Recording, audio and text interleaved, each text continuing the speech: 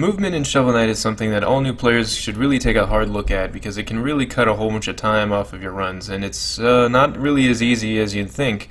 There's 3 different types of jumps that Shovel Knight can do. That's the biggest thing that most new runners overlook, is that you hold a button to jump, and that's the highest you can jump, but there's actually 2 different lengths of time you can jump besides that. You've got your short hop, you got your medium jump, and you got your full jump. Short, medium, there you go. Short, medium, full jump. 3 different heights. And those heights really change how the game functions because there are some points where you want to do just a short hop and then other times where you want to do a big, full jump. And that can save frames in a lot of levels in the game and make you go faster. For example, if let's say you're using a medium jump to go jump onto like say there's a ledge and it's just the right height for a medium jump. If you do a medium jump, then you're saving frames because you don't have to waste time landing from doing the highest jump that Shovel Knight can do. And that's very important once you get really good at the game to start implementing those kinds of things because that'll save you frames, that'll save you seconds in the long run.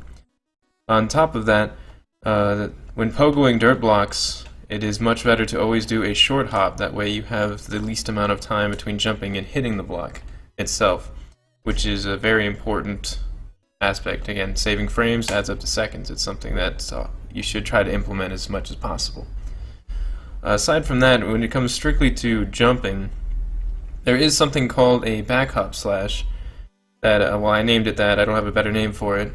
Still open to suggestions, but it's relevant because normally when you damage boost in this game, you have to walk up to an enemy, turn around, and wait, and then once you get hit, you damage boost forward this way.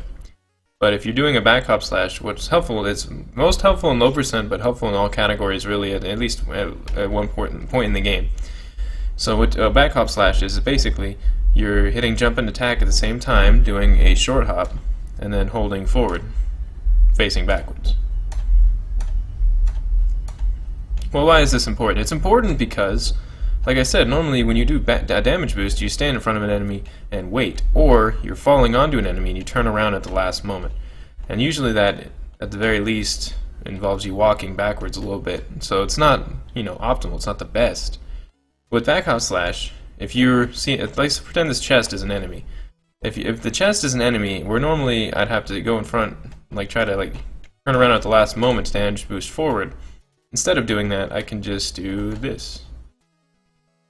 So as you see, you get to move Shovel Knight gets to move forward while facing backwards, and that is so important because you lose no time. You can continuously move forward the direction you want to go while facing the other direction. So if you hit an enemy, you get damage boosted further forwards, and it wastes no time. You don't backtrack at all. You're just always moving forward. Super important, especially for one of the boss fights in the game in particular, Mole Knight. You need to know how to do that to fight him consistently. To do the best kill for Mole Knight, you need to learn how to do this consistently, and it's not very tough. You just practice. It's both buttons at the same time, and you just tap them. You don't want to jump any higher than a medium jump because Shovel Knight will turn around before he lands. The main use for using a back hop slash is for Mole Knight, and I'm going to try to demonstrate it for you here. Normally you can only hit Mole Knight about once, but if you use a backup slash, you can just kind of go backwards and hit him twice. And since he's in hit stun the whole time, basically, he can't really hurt you while you're doing it, so it works out pretty well. Practice makes perfect. Another important thing to note when it comes to Shovel Knight's movement is that the way that his shovel works in the air and on the ground, they're completely different hitboxes, and the distance that his shovel hits in the air is much farther than the distance it hits on the ground. For example, at about, well, I have the upgrade, so it doesn't really, I can't really showcase it, but from that distance, close enough to the pile of dirt, that was where Shovel Knight could hit the dirt pile. However, if we go to this one over here, an important thing to do in any percent, because you want to get as much extra gold as possible. And like I just said, I have the dirt breaking upgrade, so it's going to kill it in one hit. But in any percent, when you're trying to gather gold from dirt blocks, you want to keep moving forward.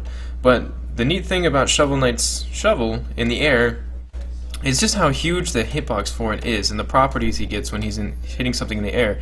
So as you can see, I just got close to the dirt pile and did both attack and jump at the same exact time, and I was still able to hit the dirt block even though I wasn't grounded. And the reason for that is when you hit both buttons at the same time, the hitbox is so big on the jumping shovel that it'll still dig up that dirt block. So basically, or that dirt pile. So you can move forward in any percent. It's very important to implement this. Move forward. Once you come up to a dirt block, just don't stop at all and just hit both buttons. Hit attack and jump at the same time. And what that'll do is you can move forward and you'll gather 5 to 10 gold, depending, while you're just moving through the level. And that gold can add up and help you out in the long run. More importantly than that is you can do the same exact thing when it comes to food trays. Food trays work exactly the same. You can go up to a food tray and press attack and jump and open up the food tray and gather the health without stopping. And that's a very important thing to implement, because if you stop for food and you hit it on the ground, or you hit it on the ground and then jump, that's time. So it's something that you should really pay attention to. If you catch yourself hitting something on the ground, be like, oh, I need to do this instead. And then that'll be very helpful overall. So again, talking about Shovel Knight's his air hitbox on his shovel, it allows him to do a lot of neat things that allow for faster movement throughout the whole game. So typically speaking, I guess I show this in the other room to demonstrate that. Typically speaking, if you want to break a block on the ground, you hit the dirt block, and to save frames, when you hit something on the ground, it is always best to jump immediately. That way you can keep moving. Otherwise, Shovel Knight has to take time to recover before stepping again. And that's something you may not notice, but it is very important. So if you hit something on the ground, it's always best to immediately jump after the shovel appears. That way you continue moving. You don't get stuck with those recovery frames like that. And that's it's not something as a speedrunner you really want to deal with. And the same thing happens if you do a late shovel attack in the air. As soon as you hit the ground, Shovel Knight has to recover from it. If Shovel Knight, however, slashes on the way up of his jump, he never has to recover on the way down. Now, taking all of these things all together, what we can do, taking advantage of his air hitbox on his shovel, the properties of using a shovel while jumping, not landing, and all that to save frames. As a speedrunner, there's a lot of cool things you can do. The most important is, see this dirt block here, if you're so you don't want to cut it on the ground, because then Shovel Knight has to stand there for a sec.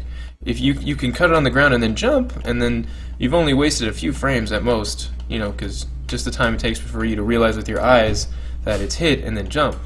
But there's something even better. If you do a short hop and an attack at the same exact time, and I mean really quick, the neat thing about how huge that hitbox is in the air is you can break big blocks like that while jumping. And you want to do this because you waste no frames, because you're just walking and you just do that, you keep moving. And if there are two blocks, if there's a block here and a block stacked on top of it, you would actually break both of them. It would hit right in the center and break both. And so, just to demonstrate how important this is in the room right over here. There's a cycle here that you can make. You can jump throughout this whole screen before the lava pot ever starts moving. In order to do that, you have to clear these two blocks very quickly. Well, what we just went over, if you enter this room and do that, you break both blocks, and you can make this cycle, no problem. It's just something you gotta practice. You gotta be able to enter the room, land that, jump up here, and then jump up here. And then, as I discussed earlier, you want to do a medium hop at this ledge. Save frame, save time. It'll help you out a lot when getting this jump. You can do a short hop from there onto the top ledge. See, that's why jump distances matter. They help a lot, trust me.